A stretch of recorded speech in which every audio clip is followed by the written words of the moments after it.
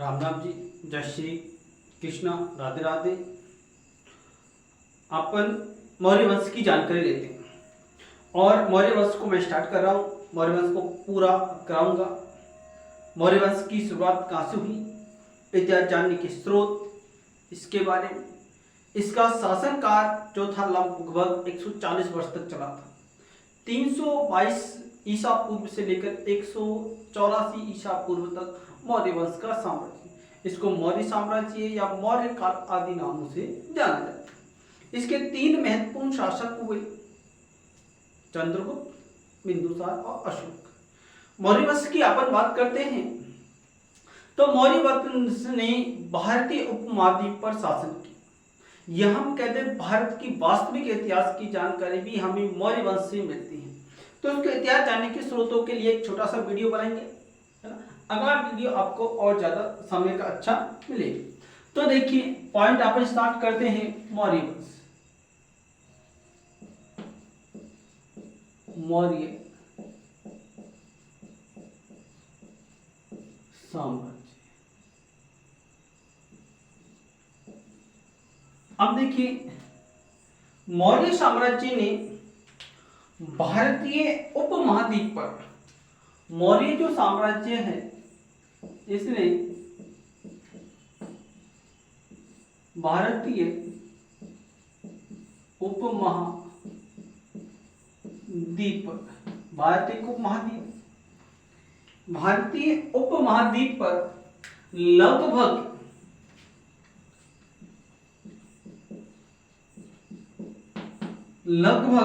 140 वर्ष तक शासन किया। लगभग 140 वर्ष तक शासन किया। और हम देखते हैं मौर्य वंश के बारे में जानकारी।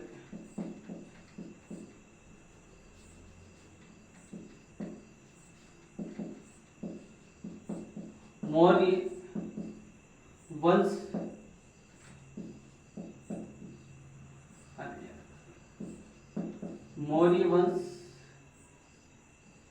क्या लिख रहा हूं, मौर्य वंश से ही इतिहास की वास्तविक जानकारी मिलती है।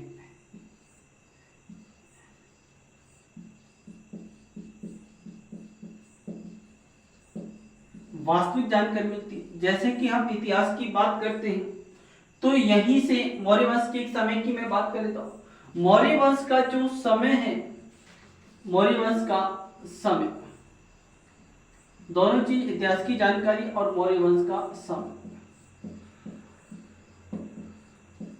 इसका जो समय है 322 ईसा पूर्व से लेकर के 184 ईसा पूर्व तक था। कब तक? 322 ईसा पूर्व से इसका समय स्टार्ट होता है। चंद्रगुप्त मौर्य एक नए वंश की स्थापना चाणक्य के माध्यम से चंद्रगुप्त मौर्य स्टार्ट करता है और 184 अंतिम शासक बृहदत्त तक इसका साम्राज्य चलता है, जिसके उसका प्रधानमंत्री सेनापति जो था पुष्यमित्र, उसको मार देता है बृहदत्त को, और अगले वंश की स्थापना होती है। तो देखिए, मौर्य वंश के इतिहास की जानकारी की अपन बात करें तो इसके लिए हमें 3 जो स्रोत मिलते हैं। पहला स्रोत है साहित्यिक स्रोत, दूसरा है विदेशी यात्री, और तीसरा है पुरातात्विक स्रोत। इन तीनों की चर्चा अपन अभी करते हैं, जिनसे हमें मौर्य वंश के बारे में जानकारी मिलती है। छोटी सी बात है, बात मैंने की है मौर्य वंश की। किसकी बात की है? मौर्य वंश की। तो मैंने कहा मौर्य भारतीय उपमहाद्वीप में लगभग इसने कितने वर्ष तक शासन किया? याद रखना है आपको, लगभग 140 वर्ष तक इन्होंने भारतीय उपमहाद्वीप पर शासन किया। इनके अधिकार में ऐसा नहीं था भारत था, उपमहाद्वीप में भारत का क्षेत्र इनके अधिकार में, पाकिस्तान और अफगानिस्तान का जो क्षेत्र है वहां तक इनका अधिकार था, प्रभाव था। ठीक है, पूरे भारत दक्षिण के कुछ राज्यों को, चोल चालुक्य जो पांड्य राज्य थे उनको छोड़कर बाकी के पूरे भारत पर इनका अधिकार था। ठीक है, अगली बार बात की अपन ने मौर्य वंश के इतिहास की जानकारी, इसकी जानकारी की हमें साहित्यिक स्रोत जिनकी अपन आगे चर्चा करेंगे, विदेशी यात्री और पुरातात्विक स्रोत, तीनों से हमें जानकारी प्राप्त होती है मौर्य वंश। आगे अपन बढ़ते हैं इनका समय 322 से मौर्य वंश की नींव डाली गई थी। ये शासन मिला इनको 184 वर्ष तक इनका शासन रहा, जो लगभग कितना बैठता है 140 वर्ष के समथिंग इनका वर्ष होता है। 140 वर्ष तक इन्होंने भारतीय उपमहाद्वीप पर शासन किया। अब अपन इनके साहित्यिक स्रोतों की जानकारी प्राप्त करते हैं और देखते हैं मौर्य वंश की जानकारी के लिए हमें कौन कौन से स्रोत हैं जिनसे हमें जानकारी प्राप्त होती है। इसमें सबसे पहला जो स्रोत है अपना साहित्यिक स्रोत है। नंबर 1 कौन सा स्रोत है?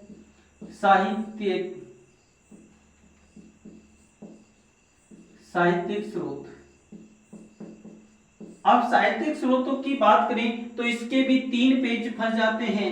एक तो भारतीय, विदेशी, अपने देशी साहित्य, दूसरा बौद्ध साहित्य, तीसरा जैन साहित्य। इन तीनों और संगम साहित्य की हम चर्चा कर सकते हैं। तो अपने साहित्यिक स्रोतों में पहला अपन ब्राह्मण साहित्य की बात करें।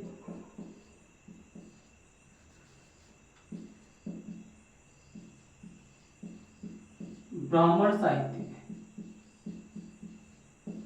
तो ब्राह्मण साहित्य, सनातन साहित्य की बात करते हैं तो इसमें अपने पास में जो आता है, पहला जो अपन सबसे महत्वपूर्ण मौर्य वंश की जो जानकारी देता है वो है कौटिल्य का अर्थशास्त्र।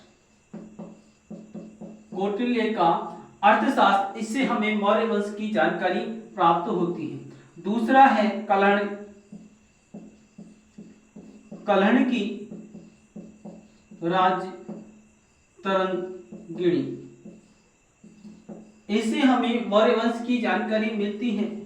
तीसरा है पतंजलि का महाभाष्य, इससे हमें मौर्य वंश की जानकारी मिलती है। पांचवा है व्रत कथा मंजरी, क्षेमेंद्र।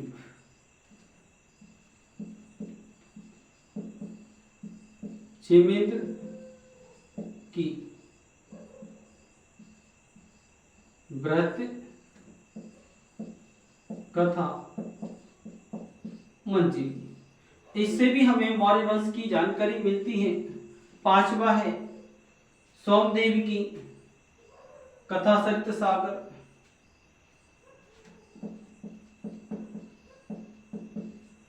सोमदेव की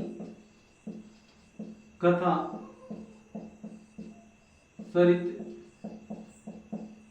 सागर। और भी अपन ले सकते हैं कौन सी? मुद्राक्षस को, विशाख दत्त की, विशाख दत्त की मुद्रा राक्षस। और इसकी बात करें तो मुद्रा राक्षस की बात कर सकते हैं। तो इसमें अपन देखते हैं 7वें स्रोत में मुद्रा राक्षस की टीका। मुद्रा राक्षस की जो टीका लिखने वाले हैं वो हैं ढूंढी राज। इन्होंने मुद्रा राक्षस पर टीका लिखी, इससे भी हमें जानकारी प्राप्त होगी। और भी आप इसमें जोड़ सकते हैं। तो 8वां इसमें पुराण, और पुराणों में जो मौर्य वंश की जानकारी देते हैं उसमें है विष्णु पुराण, विष्णु पुराण। इसलिए महत्वपूर्ण है जिससे हमें जानकारी मिलती है। इन सब में जो सबसे महत्वपूर्ण है वो अर्थशास्त्र है। सबसे महत्वपूर्ण हमें अर्थशास्त्र से जानकारी मिलती है। तो ये तो हो गए अपने भारतीय स्रोत, कौटिल्य का अर्थशास्त्र, कलहण की राजतरंगिणी, पतंजलि का महाभाष्य, क्षेमेंद्र की व्रत कथा मंजरी, सोमदेव की कथा सत्य सागर, विशाख दत्त की मुद्रा राक्षस और मुद्रा राक्षस की टीका जो बाद में 1000 बाद में इसके मौर्य वंश के 1000 वर्ष बाद लिखी गई थी, है ना। तो ढूंढी राज से हमें जानकारी प्राप्त होती है, पुराणों से हमें मौर्य वंश की जानकारी प्राप्त होती है। पुराणों में विष्णु पुराण सबसे महत्वपूर्ण है। इसके बाद में अपन बात कर लेते हैं बौद्ध धर्म के बारे में। बौद्ध धर्म के जो ग्रंथ हैं, बौद्ध ग्रंथ, ठीक है, बौद्ध ग्रंथ। तो देखिए बौद्ध ग्रंथों में जो सबसे महत्वपूर्ण है सिंगली अनुश्रुति। कौन सी? सिंगली। अब सिंगली बोले तो श्रीलंका, क्या हो गया? श्रीलंका। श्रीलंका की कुछ ग्रंथ हैं जिनका नाम है दीपवंश और दूसरा है महावंश। पहला है दीपवंश और दूसरा है महावंश। इनसे भी हमें मौर्य साम्राज्य की जानकारी मिलती है। ये दोनों ग्रंथ कहाँ के हैं? ये सिंगली ग्रंथ हैं। सिंगली बोले तो श्रीलंका की ग्रंथ हैं, इनसे हमें जानकारी प्राप्त होती है। इसी में एक ग्रंथ है, इस महाभाष्य पर टीका लिखी गई है, महाभाष्य की टीका। इससे भी हमें मौर्य वंश की जानकारी मिलती है। महाभाष्य से हमें याद आता है महाबोधि वंश, महाबोधि वंश। इससे भी हमें मौर्य वंश की जानकारी मिलती है। आगे दीर्घ निकाय, दीर्घ निकाय, इससे हमें मौर्य वंश की जानकारी। ये सभी बौद्ध ग्रंथ हैं। दीपवंश, सॉरी दिव्यावतार,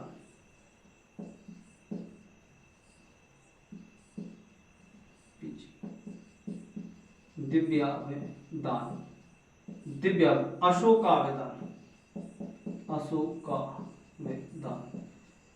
इनसे हमें मौर्य वंश की जानकारी प्राप्त होती है। इनसे हम मौर्य वंश की जानकारी प्राप्त कर सकते हैं। इसके साथ में हम ले सकते हैं जैन ग्रंथों की चर्चा करेंगे। किसकी? जैन ग्रंथ।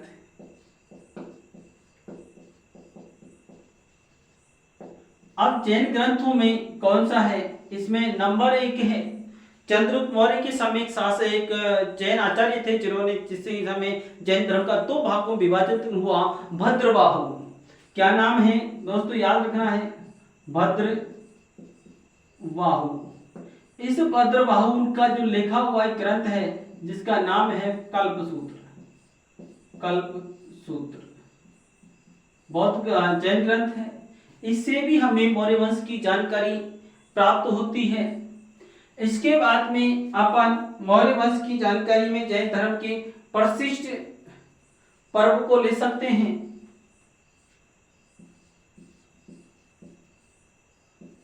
परिशिष्ट पर्व, इससे भी हमें मौर्य वंश के बारे में जानकारी प्राप्त होती है। ये दोनों जैन ग्रंथ हैं। इसके बाद में अपन संगम साहित्य की चर्चा कर सकते हैं। संगम साहित्य,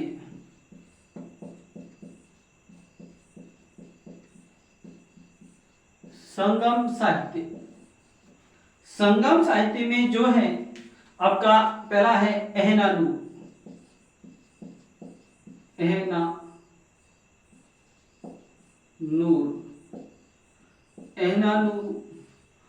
दूसरा अपन इसमें ले सकते हैं परिण्या, आदि से हमें मौर्य वंश की जानकारी प्राप्त होती। तो ये कुछ वंश हैं जिनके साथ बारे में अपने जानकारी ली। मैं अगले वीडियो में आपको विदेशी साहित्य के बारे, विदेशियों के बारे में बताऊंगा। उन विदेशियों से भी हमें मौर्य वंश की जानकारी मिलती है, जैसे कि नियारकश, ओनेसोकिस्ट, मैगिस्ट्री, जिसमें सबसे महत्वपूर्ण है चंद्रगुप्त मौर्य के समय हेलेना जो था उसका विवाह हुआ था, सिकंदर की जो सिकंदर आया था उसके बाद में उसका जो उत्तराधिकारी बना तो उसकी पुत्री थी हेलेना, और उसके समय में इसको चंद्रगुप्त मौर्य के समय में जो मैक्सिनियस था उसे पाटलिपुत्र भेजा गया। उसने जो इंडिका लिखी है उससे बहुत ज्यादा जानकारी मिलती है। वर्तमान में इंडिका उपलब्ध नहीं है, तो उसके जो उद्धरण हैं उनसे हमें जानकारी मिलती है। जैसे स्ट्रैबो ने उसके बारे में लिखा है ऑनेसिक्स। तो अनेकों विदेशी इतिहासकार हैं जिनसे हमें इनके बारे में जानकारी मिलती है।